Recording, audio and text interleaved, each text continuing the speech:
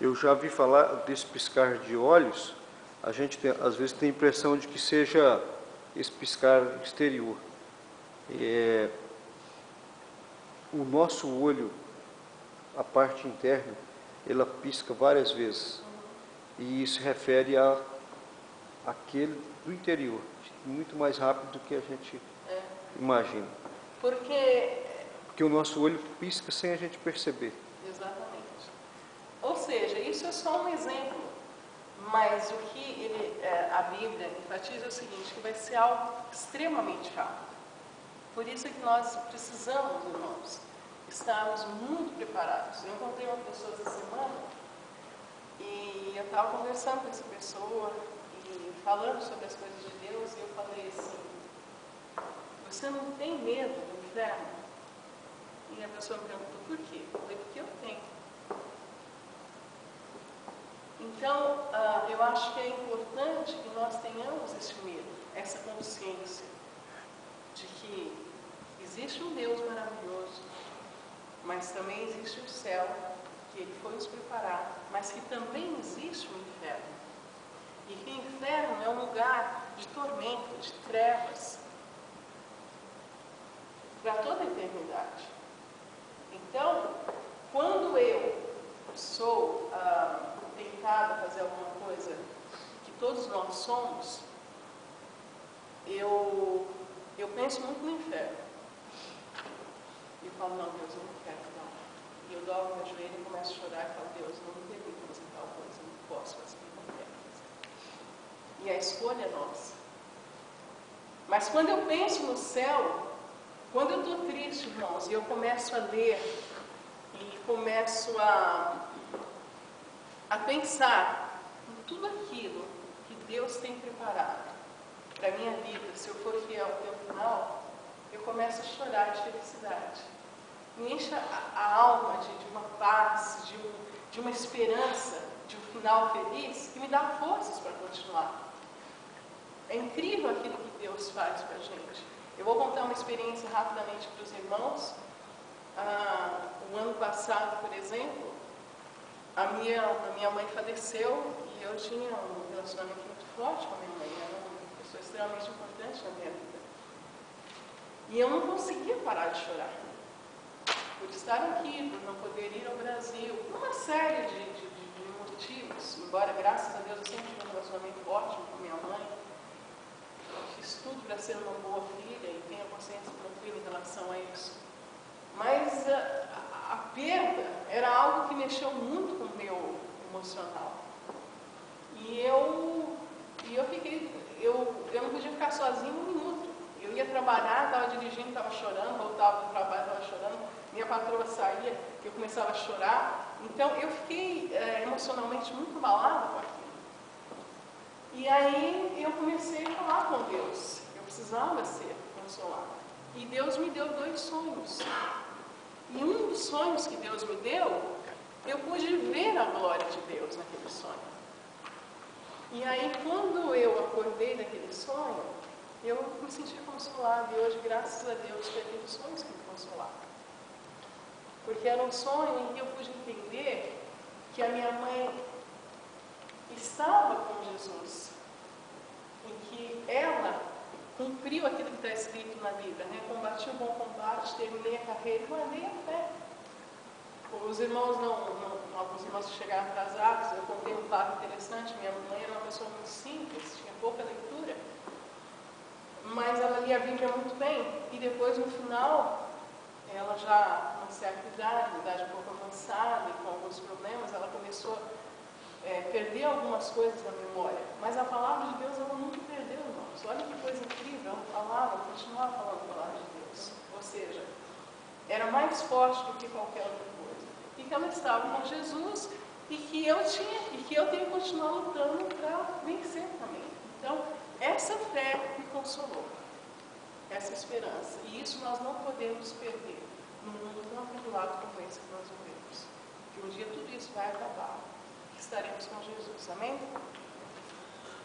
Bom, vamos lá. Os irmãos entenderam sobre o arrebatamento, transformação, tudo isso, certo? Amém. A perspectiva paracletológica. Vamos lá, vamos ver o que é isso, tá? Paracletologia é o estudo a respeito do atributo consolador do Espírito Santo.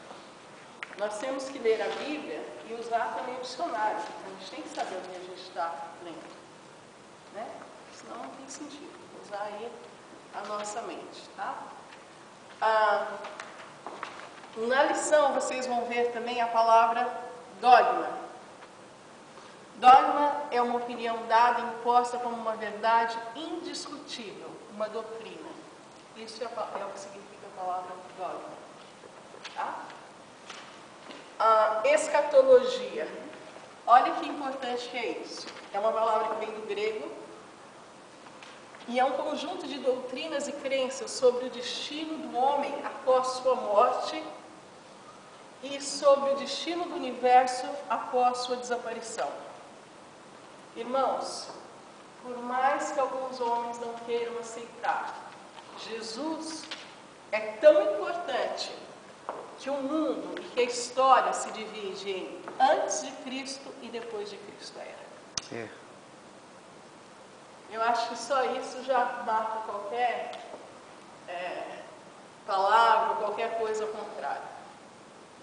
Nunca houve e nunca existirá nenhum líder religioso em que vai ser colocado como antes e depois. Muitos líderes vieram, morreram e continuam lá no túmulo. Mas o túmulo de Jesus está vazio. Amém. E a história mudou. E até mesmo o tempo mudou. A era mudou. Existe a era antes de Cristo e depois de Cristo. Aleluia. E sempre vai ser, porque Ele é o Rei dos Reis. Aleluia. Amém? Aleluia. Então isso é importante que os irmãos entendam bem. Aleluia.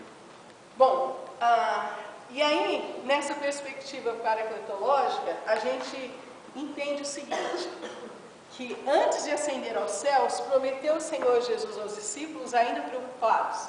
Veja bem, os discípulos, alguns deles estavam preocupados com a restauração de Israel.